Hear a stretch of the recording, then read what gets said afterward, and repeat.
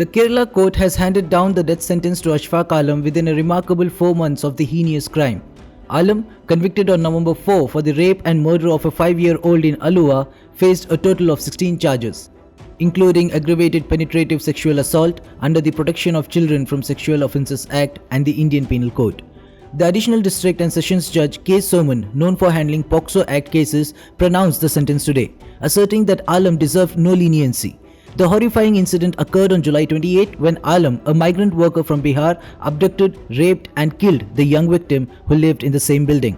The court's verdict includes a death sentence for the murder charge, life imprisonment under the POCSO Act and an additional 5 years for hiding evidence.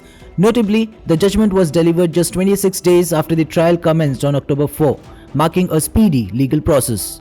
Alam faced a litany of charges including sections 302, that is murder, 376 rape, 377 unnatural sex and others under the IPC along with POCSO Act violations. For more such latest news and updates, subscribe to Daily Salar Digital.